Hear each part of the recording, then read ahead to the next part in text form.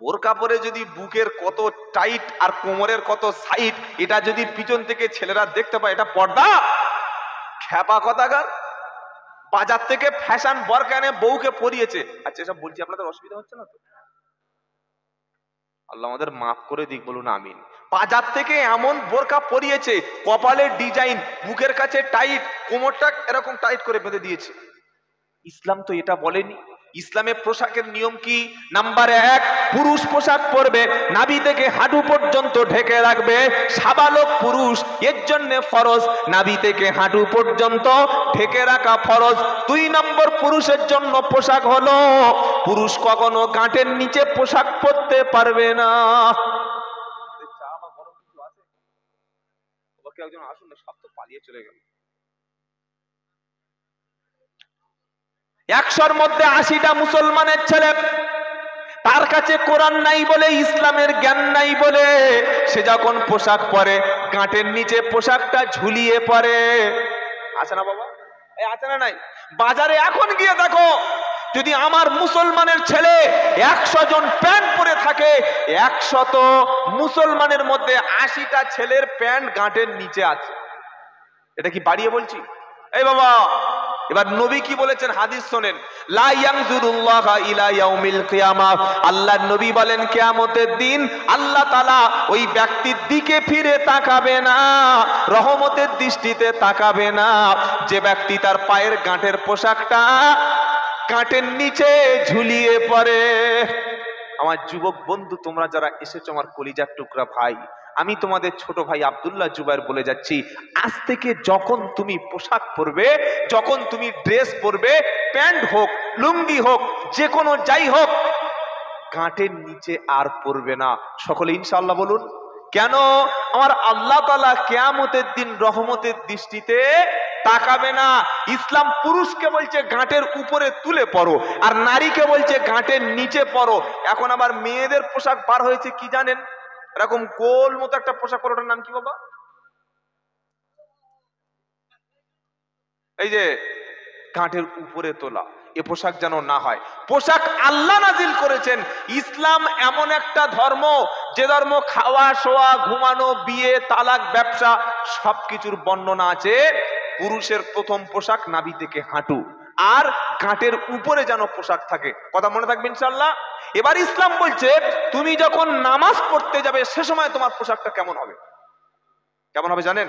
কোরআন, ইয়া বানি আদামা খুদু জিনাতাকুম ইনদা কুল্লি মসজিদ কুলু আশরাবু ওয়ালা তুসরিফু ইন্নাহু লা ইউহিব্বুল মুসরিফিন। 8 পারা 13 পৃষ্ঠা 1 নম্বর লাইনের 31 নম্বর আয়াত, সূরার নাম আল আরাফ। আল্লাহ পাক শোনাচ্ছে, আদমের সন্তান, তুমি যখন নামাজের নিকটবর্তী হবে, মসজিদে যখন যাবে, নামাজের জন্য তৈরি হবে, খুদু জিনাতাকুম ইনদা কুল্লি মসজিদ, উত্তম বেশভূষাটা উত্তম পোশাকটা তুমি গ্রহণ করো। কারণ মসজিদটা তৃণমূলের পার্টি অফিস না, কংগ্রেসের পার্টি অফিস না, সিপিএম এর পার্টি অফিস না। মসজিদটা হলো আল্লাহর ঘর। তুমি দেখা করতে এসেছো আল্লাহর সাথে, তুমি কথা বলতে এসেছো আল্লাহর সাথে, আল্লাহর সাথে কথা যখন বলতে এসেছো, সবচাইতে উত্তম পোশাকটা তুমি মসজিদে পরে আসিবে। এমন টুপি পরে গেছে, সেই প্লাস্টিকের টুপি দেখেছেন? মসজিদে নাই প্লাস্টিকের টুপি, মাথায় জীবনে টুপি দেয় না। প্লাস্টিকের টুপি মসজিদে ছিল, ঝাড়া মেরে মাথায় দিয়েছে, যেই সেজদায় গেছে টুপি 6 ফুট গিয়ে ইমাম সাহেবের লুঙ্গির ভিতরে ঢুকে গেছে। কেন রে ভাই? এটা 5 টাকা 10 টাকা টুপি পকেটে রাখা যায় না? মুসলমান টুপি একটা মাথায় দেবেন, মরলে অন্তত কাপড়টা খুলে দেখবে না যে হিন্দু কি মুসলমান, দেখবে না যে খ্রিস্টানের বাচ্চা না ইহুদির বাচ্চা। এই টুপি মাথায় দিয়ে দাঁড়িয়ে না থাক, মাথায় টুপি দিয়ে যদি রাস্তায় অ্যাক্সিডেন্ট বা দুর্ঘটনা হয়, অন্তত মুসলমান বলে মনে করে একটু কলেমাটা মরণের সঙ্গে পড়াবে। কি বলছেন আপনারা? নাম তো বাবলু হাবলু ডবলু চবলু ফাবলু, আর ফের মরেছে এমন পোশাক পরে, মাথায় টুপি নাই। তাড়াতাড়ি 4-5 জন ছুটে এসে বলছে, লোকটা তোল তোল তোল। তুলে দেখছে, কি করব, কলেমা পড়াবো না কানের কাছে একটু, কি বুঝলেন, রামায়ণ শোনাবো। কেন? নাম তো বাবলু, মুসলমান চিনতে পারছে না, মুখে দাড়ি নাই, মাথায় টুপি নাই।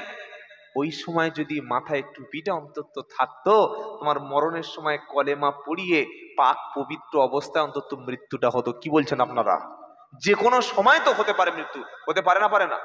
হয়তো এমনও হতে পারে এখানে যারা বসে আছি এটাই আমাদের জীবনের শেষ রাত। হতে পারে না? পারে না? আজকে তুমি ফজরের নামাজ কাজা করছো, তুমি ফোনে অ্যালার্ম দিয়ে রাখছো সকাল 9টায় উঠবে, ভাই হতে পারে রাত 3টের সময় তোমার জীবনের শেষ সময়, তারপরে মালাকুল মউত এসে তোমাকে তুলে নিয়ে যেতে পারে। পারে না? পারে না? তাই কবি তার কবির ভাষায় বলছে, কেমন করে ঘুমাও তুমি ফজর করে কাজা, এমনও তো হতে পারে জোহরে জানাজা। হতে পারে? সম্ভব আছে নাকি? হতে পারে না? কেমন করে ঘুমাও তুমি ফজর করে কাজা, এমনও তো হতে পারে ফজরে জানাজা।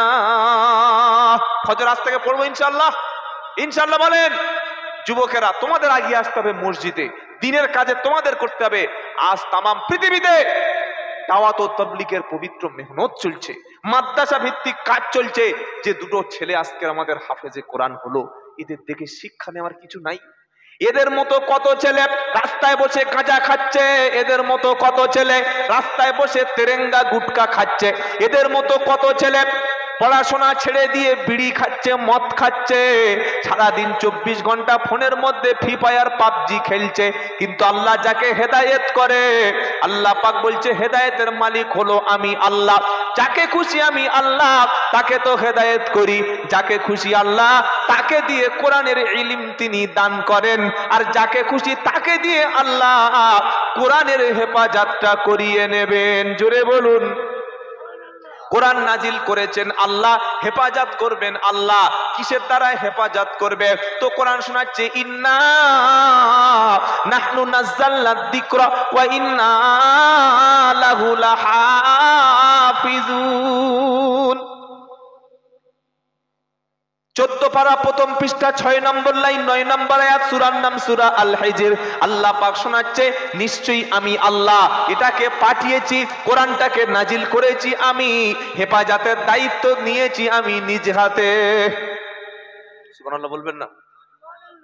তোমার ভাগ্য খারাপ তুমি মাদ্রাসায় আসতে পারছো না, তোমার ভাগ্য খারাপ তোমার ছেলেকে তুমি মাদ্রাসায় পড়ানোর সুযোগ থেকেই বঞ্চিত করেছো। কেন? বলে মাদ্রাসায় ছেলে পড়িয়ে কি করবি বে? হয় 3000 টাকা ইমাম, আর নয় 4000 টাকার হুজুর, ওই হাফেজ সাহেব হবে, মাদ্রাসার শিক্ষা কথা করবে, এর বেশি আর কিছু হবে? আমাদের ধারণা যে ইমাম মানে 3000 4000 টাকা। বর্তমান যুগে আমি প্রত্যেকটা জায়গায় গিয়ে এই কথাটা বলি যে ইমামের হাতে মাসের শেষে 10,000 টাকা দিন, তা না হলে মসজিদ কমিটি, সেক্রেটারি, সভাপতি, ক্যাশিয়ার, মুতাআল্লি প্রত্যেককে কিয়ামতের দিন আল্লাহর সামনে দাঁড়াতে হবে। একটা ইমাম কত সম্মান, কত ইজ্জত তুমি জানো? মাসের শেষে 4000 টাকা দিয়ে বলছে হুজুর গরিব এলাকা, আমরা খেটে খুটে খাই। তো গরিব যদি এলাকা হলো ভাই, মসজিদটা 30 লক্ষ টাকা খরচ কেন করলে বলো? মসজিদে সিমেন্ট প্লাস্টার থাকলে নামাজ হয় না? মসজিদে তোমার টাইলস বিছাতে জিবরাইল বলে গেছে তোমার কাছে? হ্যাঁ, মসজিদে এসি লাগাতে তোমার কাছে কি আল্লাহ ওহী নাজিল করেছিল? বলো, ওতে নামাজ হয় না? সব দিকে টাকা খরচ করতে পারি, খালি ইমাম সাহেবের বেতনটা কম। আমার তো ঘরের লোক, হুজুরের টাকায় বরকত আছে। তো হুজুরের টাকায় যদি বরকত হয় ভাই, তুমি তাহলে হুজুরের টাকাটা নাও আর তোমার টাকাটা হুজুরের দাও, দেখি মাসে যে 15,000 টাকা মাল কামাও। কেন ওখানে দিচ্ছ না কেন? ইনসাফ করুন। আমি আব্দুল্লাহ জুবাইর বলে যাচ্ছি, যারা মসজিদ মাদ্রাসার ক্যাশিয়ার, সেক্রেটারি আছেন তারা শুনুন,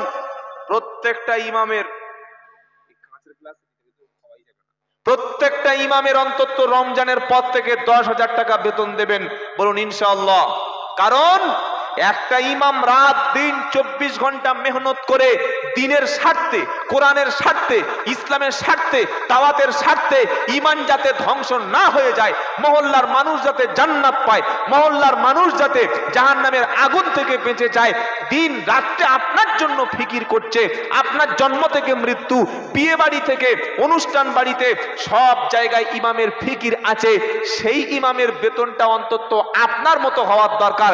আপনার মাসের শেষে 10,000 টাকা ছাড়া সংসার চলে না, আর ইমাম সাহেবের হাতে দিলেন কিভাবে আপনি বলেন? তবে আপনাদের এই ঝাড়গ্রামের ইমামদের মোটামুটি 10,000 টাকা বেতন, তাই তো? মাশা কত? মাশাআল্লাহ। সব এলাকায় এই ইমামের একই বেতন নাকি শুধু এখানে? আচ্ছা, আল্লাহ কবুল করুক, সকলে বলুন আমিন। বলেন না আমিন? শুনে খুব খুশি হলাম। তো আল্লাহ পাক কি বলছে? আমি আল্লাহ কুরআন নাজিল করেছি, আর এটা হেফাজতের দায়িত্ব আমার। কে হেফাজত করবেন? পৃথিবীতে তাওরাত বলে একটা কিতাব ছিল, যেটা মুসা আলাইহিস সালামের উপরে নাজিল করেছিল। ইনজিল নামক একটা কিতাব ছিল, যেটা হযরত ঈসা আলাইহিস সালামের উপরে নাজিল করা হলো। জাবুর নামক একটা কিতাব ছিল, যে জাবুরটা হযরত দাউদ আলাইহিস সালামের উপরে নাজিল হলো। কোন কিতাবের হাফেজ খুঁজে পাওয়া যাবে না, আর কোন কিতাবের সংরক্ষণের দায়িত্ব আল্লাহ নেয়নি। সেজন্য তাওরাতও নাই, জাবুর নাই, ইনজিল নাই। অথচ আল্লাহ বলছে আমি কোরআন পাঠিয়েছি, কিয়ামত পর্যন্ত কোরআন হেফাজত করব, সেটা হাফেজে কোরআনের সিনায়। সুবহানাল্লাহ বলতে ইচ্ছা করলো না? কিয়ামত পর্যন্ত কোরআন থাকবে। যদি শিখতে পারেন লাভ আপনার, পড়তে পারেন লাভ আপনার। তামাম বিশ্বের সমস্ত কাফের মুশরিক, তাদের চক্রান্ত হলো কোরআন ধ্বংস করো, মসজিদ ধ্বংস করো, মাদ্রাসা ধ্বংস করো। কিন্তু আমার আল্লাহ বলছে বান্দা, তারা যতই ফিকির চিন্তা ভাবনা করুক না কেন, আমি আল্লাহ ইসলামকে বিজয়ী দান করব, কোরআনকে কিয়ামত পর্যন্ত টিকিয়ে রাখবো। কালকের যদি আমাদের সরকার, কেন্দ্র আর রাজ্যে দুটো সরকার মিলিয়ে সব মাদ্রাসা আসামের মতো গুড়িয়ে দেয়, মাদ্রাসাগুলো ভেঙে দেয়, মসজিদগুলো ভেঙে দেয়, আর কোরআনগুলো সব যদি কেড়ে নিয়ে যদি সব বাজেয়াপ্ত করে দেয়, তার পরের দিন থেকে কোরআন আর নতুন করে পুনরায় আগের মতো কোরআন পাওয়া যাবে কিনা? কোথায় পাওয়া যাবে? ডাক্তারখানায়, তাই তো নাকি? একটা হাফেজ খালি বাঁচিয়ে রাখবে, একজন, সব গুলি করে মেরে দিই। হাফেজ সাহেব বসে বসে এক জায়গায় বসে 30 পারা কোরআন শোনাবে, বলুন সুবহানাল্লাহ। আর এই যে ওলামারা বসে আছেন, এনারা সঙ্গে সঙ্গে লিখবে 24 ঘন্টার মধ্যে যে কোরআন আগে ছিল ওই সেম একই কোরআন তৈরি হয়ে যাবে। সুবহানাল্লাহ বললো না? হেফাজতের দায়িত্ব আল্লাহ নিয়েছেন, এজন্য হাফেজি মাদ্রাসার এত গুরুত্ব। এবার কবির ভাষায় বলি, ওটা তো কোরআন বললাম, কবি কি বলছে? যদি আগুন লেগে ধ্বংস হয় পৃথিবীর সব বইয়ের দোকান, তবু বিশ্ব থেকে হারাবে না পবিত্র কোরআন। জোরে বলুন না সুবহানাল্লাহ। আজকে সন্ধ্যাবেলা খাওয়া হয়েছে আপনাদের? বাবা খাওয়া দাওয়া করে এসছেন তো, নাকি রমজান মাস শুরু হয়ে গেছে এখানে? যদি খেয়ে থাকেন তো একবার তাকবীর দিন দেখি, নারাই তাকবীর। আল কোরআনের আলো একা, আর কারোর দরকার নেই ভাই, আপনার ঘরে কোরআন জ্বলুক। কবি বলছে যদি আগুন লেগে ধ্বংস হয় পৃথিবীর সব বইয়ের দোকান, তবু বিশ্ব থেকে হারাবে না পবিত্র কোরআন। আমি এবছর আসামে কয়েকবার সফর করেছি ভাই। আসামের মানুষ খুব চিন্তায় আছে, টেনশনে আছে। আমরা বাংলার মানুষ অনেক শান্তিতে আছি। আসামের বড় বড় ওলামারা, শাইখুল হাদিসরা বলেছেন, হুজুর আপনারা বাংলার মানুষ শান্তিতে দিন প্রচার করতে পারছেন, কিন্তু আমাদের আসামের অধিকাংশ মাদ্রাসাগুলি সরকার খারেজি মাদ্রাসা, কওমি মাদ্রাসাগুলো বন্ধ করে দিচ্ছে।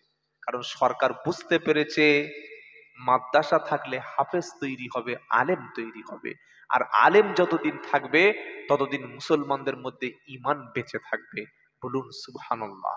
আলেম যতদিন থাকবে ততদিন সমাজে সুদের বিরুদ্ধে বক্তব্য হবে। আলেম যতদিন থাকবে, এই ছেলেগুলো মনে হচ্ছে সব একদম পুরো ওই, মানে কি বলবো, কি বলি, এদের আর ভাষা আমার কাছে নেই। বাচ্চা বাচ্চা ছেলের কি বলবো, তো বলুন, না আছে বাপ আর না আছে এখানে মা। বাজারে কিছু ছাড়া গরু দেখেছেন? ছাড়া গরু, ছাড়া গরু বোঝেন?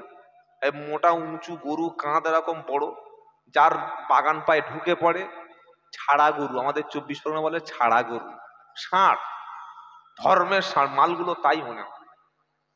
কি দোষ দেব এদের? দোষ আমাদের। জন্মের সময় বিসমিল্লাহ নাই, জন্মের পরে কানে আজান নাই, ছেলে হলে মাদ্রাসা নাই, ঘুম থেকে উঠে হাতে মোবাইল, মুসলমানির সময় মিলাদ, বিয়ের সময় 500 বরযাত্রী। এই তো নাকি মুসলমানি মিলাদ হয় আপনাদের এলাকায়? কি হজরত, মুসলমানির সময় মিলাদ হয়? কথা বলে না। বাড়িতে মুসলমানি হবে, মামা মামি আত্মীয় স্বজন সবাই এসছে, বলছে হুজুর চলো বাড়িতে মিলাদ পড়াবো। হুজুর বলছে রব্বানা জালামনা, লম্বা করে মাল কেটে নিও। কি দোয়া ওখানে আছে বলুন আপনি? মুসলমানির জন্য কি দোয়া করবে? যার নতুন ঘর চাপা হচ্ছে সেই সময় হুজুর দোয়া করছে আল্লাহ ঘরে শান্তি দিও।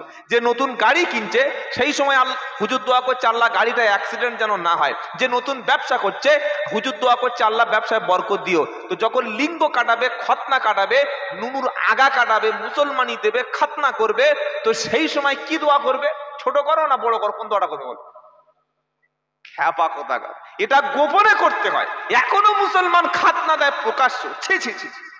নাভির পশম, বগলের পশম, গোঁপ, নখ, চুল, শরীরের অবাঞ্ছিত পশম, লোমগুলো, এগুলো কেউ ক্যামেরার সামনে ফোকাস করে?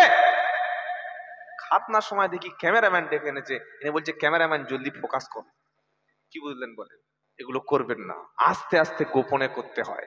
মুসলমানের বিয়ে বাড়ি খ্রিস্টানদের হার মেনে যাবে এমন পোশাক পরে নারীদেরকে বিয়েতে ছেড়ে দিয়েছে। ইমাম সাহেব বিয়ে পড়াতে গিয়ে আসরের নামাজের আগে দেখি গোসল করছে। ও হুজুর গোসল করছে কেন হঠাৎ? বললে ভাই বলো না, বিয়ে বাড়িতে গিয়ে সে আমার কি হয়েছে আল্লাহ জানে।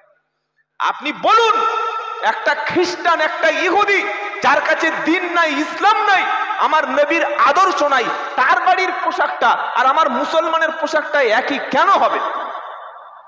মুসলমানের বাড়িতে তো পর্দা থাকবে, মুসলমানদের বাড়িতে সালাম থাকবে, মুসলমানদের বাড়িতে দস্তরখান থাকবে, মুসলমানের বাড়িতে কোরআনের আওয়াজ পাওয়া যাবে, মুসলমানদের বাড়িতে বৃদ্ধ পিতামাতা শান্তিতে খেতে পারবে, মুসলমানের বাড়িতে আজান হয়ে গেলে প্রত্যেকটা ব্যক্তি ছুটে মসজিদের দিকে চলে যাবে।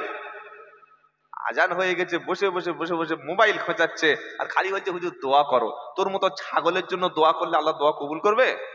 গাধা কথাকার।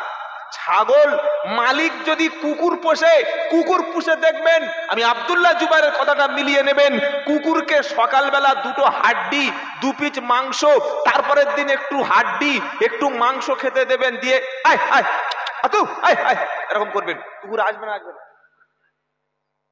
মালিক রাত 12টার সময় বাড়ি ফিরেছে, দরজার সামনে কুকুর গিয়ে ঘেউ ঘেউ ঘেউ করে, কুকুরের যা ভাষা, যা আওয়াজ, ডাকতে শুরু করেছে। মালিক বলছে এই থাম। এটা বলার সাথে সাথে কুকুর বুঝতে পেরেছে এই ভয়েসটা আমার মালিকের, সাথে সাথে লেজ দাঁড়া দিচ্ছে, মানে গ্রিন সিগন্যাল দিচ্ছে, প্লিজ কাম হেয়ার, আসুন আমার মালিক, আসুন ভিতরে প্রবেশ করুন। কি বলছেন আপনারা? আর ওটা কুকুরের মালিক না হয়ে যদি কোনো বাইরের অপরিচিত আননোন পার্সন হতো, কুকুর আক্রমণ করে পায়ের থেকে মাংস খুলে নিত, টেনে কাপড় নামিয়ে নিত। কেন? কুকুর মালিকও চেনে, দুশ্মনও চেনে। আজ মুসলমান কি মালিক চিনতে পেরেছে? আল্লাহর জন্য মুসলমান এখনো পর্যন্ত সময় দিতে পারছে না। সকলে সময় দেব ইনশাআল্লাহ বলি। সবচাইতে বড় কুরবানি হচ্ছে সময়ের কুরবানি। যে ব্যক্তি নামাজের জন্য সময় দেয় না, দিনের জন্য সময় দেয় না, এই যে আপনারা একটা সময় দিচ্ছেন ইসলামের জন্য, এই সময়টাও আল্লাহ নফল ইবাদত হিসাবে কবুল করবেন, বলুন সুবহানাল্লাহ। তো কবি বলছে শোনো, বিশ্বের সমস্ত ব্যক্তি চক্রান্ত করছে মাদ্রাসার বিরুদ্ধে, আপনি শান্তির বাংলায় বসে আছেন, আপনি টের পাচ্ছেন না। আপনার বাড়ি যদি আসাম হতো, আমার বাড়িটা যদি গুজরাট হতো, আমার গ্রামটা যদি হরিয়ানা হতো, পাঞ্জাব হতো, আজকে যদি উত্তরপ্রদেশ হতো, আপনি বুঝতে পারতেন টুপি দাড়ি পাঞ্জাবি নিয়ে রাস্তায় চলা কতটা কঠিন। কিভাবে ঈমান ভারতবর্ষের মুসলমানদের বাঁচবে তার চিন্তা ফিকির আজকের ওলামারা করছে। সেই ওলামাদের সোহবতে থাকবেন, আর সন্তান জন্মগ্রহণ করলেই প্রথমে তার কানে আজান দেবেন। তার কানে আজান দেওয়ার পর একটু বড় হলে প্রথম প্রাথমিক শিক্ষাটা হবে কোরআনের শিক্ষা। কিসের শিক্ষা বলেন? কোরআন। প্রথমে হিফজ, প্রথমে হাফেজ করিয়ে নাও। বাচ্চা হওয়ার পরে প্রথমে মাদ্রাসায় দিয়ে দাও। মাদ্রাসায় সে যখন হাফেজ হবে, প্রথমে সন্তান গিয়ে পাক এবং পবিত্রটা শিখে আসবে। 20 বছর 25 বছর ডাক্তার হবে, মাস্টার হবে, ইঞ্জিনিয়ার হবে, ব্যারিস্টার হবে, লয়ার হবে, আইনজীবী হবে, কিন্তু কিভাবে পোশাক পরতে হয় ওটা জীবনে শেখা হবে না। ডাক্তার অনেক উচ্চ শিক্ষিত, আমি কোনো ডাক্তারকে অপমান করছি না, কিন্তু তার মধ্যে যদি ইসলাম না থাকে, কোরআন না থাকে, ও ডাক্তার ডাক্তারি করে বিবির কাছে রাত্রে ঘুমাতে যাবে, আর সকালবেলা উঠে কিভাবে গোসল করতে হয় সে জানবে না। নাপাক অবস্থায় উঠে পেশেন্ট দেখতে যাবে, কারণ তার মধ্যে কোরআনের কোনো ইলম নাই। হাই স্কুলের মাস্টার অনেক শিক্ষিত, হাইলি এডুকেটেড, ইংলিশ পড়তে পারে, সায়েন্সের বড় টিচার, কিন্তু কোরআন জানে না, ইসলাম জানে না, কোনোদিন ইসলামের চর্চা তার মধ্যে ছিল না। ও কলেজ, ইউনিভার্সিটি, হাই স্কুলে গিয়ে পেশাব করার সময় কখনো বসবে না, আর পেশাব করে কখনো লজ্জাস্থান ধুইবে না। ও জানে আমার কাছে পাক আর নাপাক দুটোই সমান। কিন্তু ছেলে যখন মাদ্রাসায় যাবে, কোরআন পড়ার আগে উস্তাদ তাকে প্রথমে পাক এবং পবিত্রটা শিখিয়ে দেবে। আগে পাক হও, তবে মুসলমান বলে দাবি করবে। গরুর মতো, গাধার মতো খাচ্ছে, শুকরের মতো শুচ্ছে, আর ছাগলের মতো দাঁড়িয়ে দাঁড়িয়ে পেচ্ছাপ করে বলছে আমি মুসলমান। মুসলমান তুমি চেনো? মুসলমান সে 1 সেকেন্ড নাপাক থাকে না, যে 1 সেকেন্ড নাপাক থাকে না। পেশাব করে বার হয়ে সঙ্গে সঙ্গে উজু করে নেয়, পেশাব করে পানি নেয়, বিবির কাছ থেকে উঠে এসে নাপাক অবস্থায় সঙ্গে সঙ্গে ফরজ গোসল করে নেয়। কারণ ও ভাবে এই পৃথিবীতে হয়তো আমাকে আল্লাহ শেষ সুযোগ দিচ্ছে, আর বাঁচার সময় নাই। কত যুবক ছেলে রাস্তাঘাটে মারা যায়, কত যুবক ছেলে তাদের স্বপ্ন ছিল 60 বছর বাঁচবো, স্বপ্ন ছিল 80 বছর বাঁচবো। যুবকরা মরে না, মরে না। মালাকুল মউত বয়স দেখে, গোঁপ দেখে, দাড়ি দেখে। ফাইদা জা আজালুহুম লা ইস্তাকিরুনা সাআতাও ওয়া লা ইস্তাকদিমুন। 8 পারা সূরা আরাফের 34 নম্বর আয়াত আল্লাহ পাক শোনাচ্ছে, আমি আল্লাহ মৃত্যুর ফেরেশতা যখন তোমার কাছে পাঠাবো, নির্দিষ্ট সময় যখন হয়ে যাবে, লা ইস্তাখিরুনা সাআতাও ওয়া লা ইস্তাকদিমুন, সময়টা, মৃত্যুটা, হায়াতটা, মউতটা একটু আগিয়ে একটু পিছিয়ে আনবো না। যার যখন সময় আছে সেই সময় তাকে তুলে নেব। তোমার বাড়িতে মেহমান আসলে ফোন করে আসে, ব্যাংকে টাকা ঢুকলে SMS চলে আসে, টাকা কেটে নিলে SMS চলে আসে, ইলেকট্রিক মাস বিল 3 মাস পরে করে বিল ধরিয়ে দেয়। মালাকুল মউত যখন তোমার কাছে আসবে, SMS আসবে না, তোমাকে অ্যালার্ট করবে না। মসজিদে থাকলে তুলবে, মাজারে থাকলে তুলবে, বাজারে থাকলে তুলে নেবে।